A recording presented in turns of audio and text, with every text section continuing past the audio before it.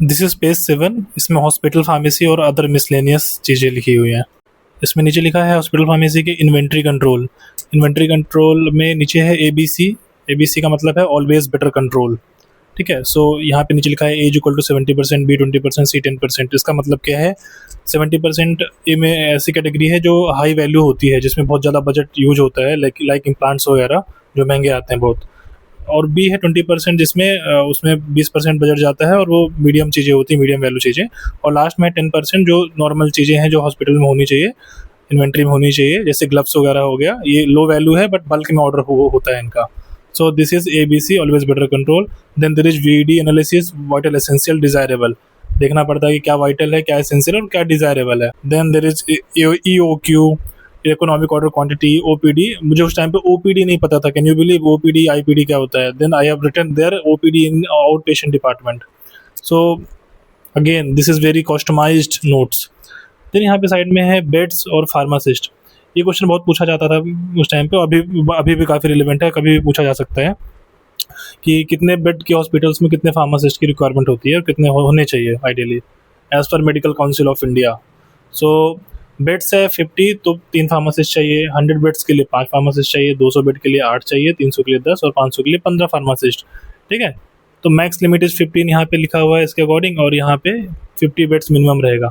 50 से 500 तक का सफ़र है। So you can learn it as it is, जैसे भी आप इसको याद करना चाहें। उसके नीचे है narcotic and psychotropic substances act 1985 में हुआ है। ठीक है, देन देयर इज TPN क्या होता है? Total parental nutrition. जब मरीज को या फिर पेशेंट को ओरली चीज़ें नहीं दी जा सकती, उसको न्यूट्रिशन चाहिए होता है, खा नहीं सकता, पी नहीं सकता, तो उसको TPN देते हैं। उसके ऊपर लिखा है antacid plus laxative. Magnesium hydroxide के बारे में फैक्ट लिखा हुआ है ऊपर कि ये एंटा एसिड भी है और लेक्सेटिव के रूप में भी काम आता है। दोनों काम है इससे मैग्नीशियम हाइड्रोक्साइड के।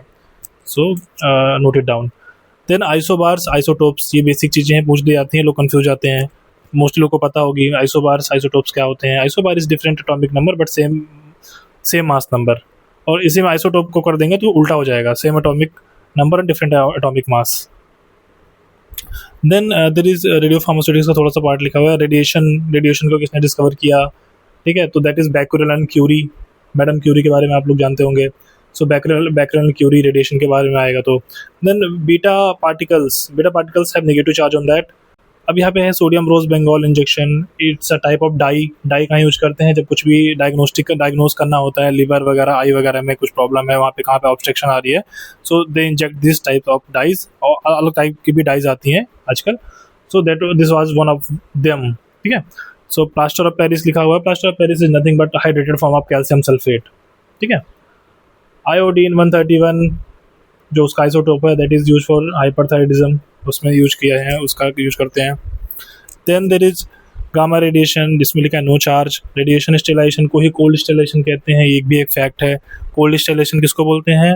रेडिएशन स्टेलाइजेशन को। Radiation sterilisation is also known as cold sterilisation, vice versa. Alpha particles have highest ionisation power, that is positively charged होते हैं और हाईएस्ट आयनाइजेशन पावर होती है। ऊपर यहाँ साइड में लिखा हुआ है डॉट्स थेरेपी, 1997 में इंडिया में लॉन्च हुई थी। डॉट्स TB के लिए जो होती है। सो नीचे जो चीज़ें हैं वो मिसलेनियस टाइप से हैं।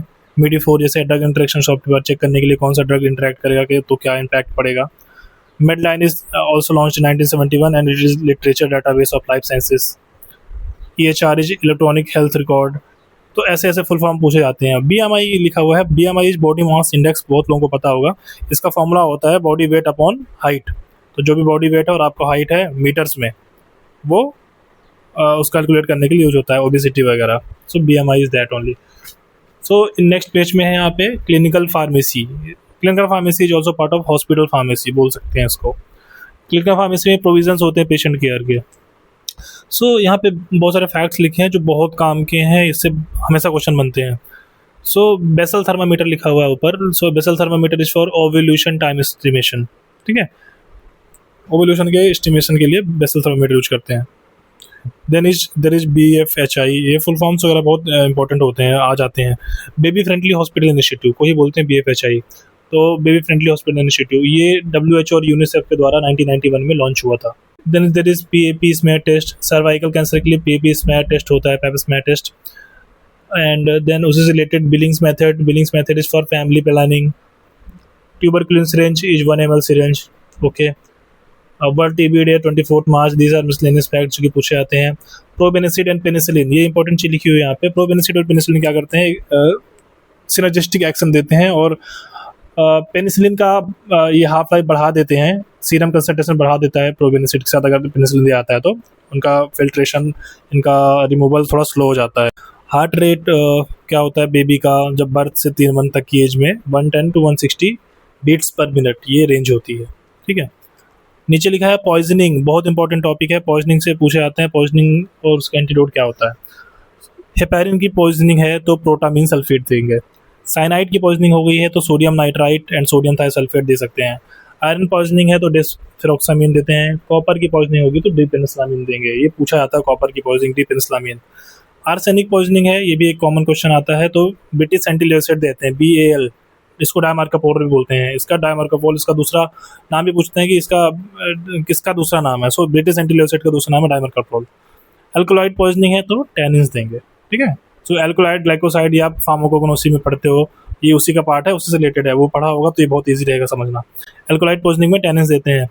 कार्बामेट्स में एट्रोपिन देते हैं। कार्बामेट्स का है एसिटिलकोलिन वगैरह जो है, जो इनका इम्पैक्ट है उसमें एट्रोपिन देंगे। एम्फीटामिन की पॉइजनिंग है तो एस्कॉर्बिक एसिड या फिर विटामिन सी देंगे।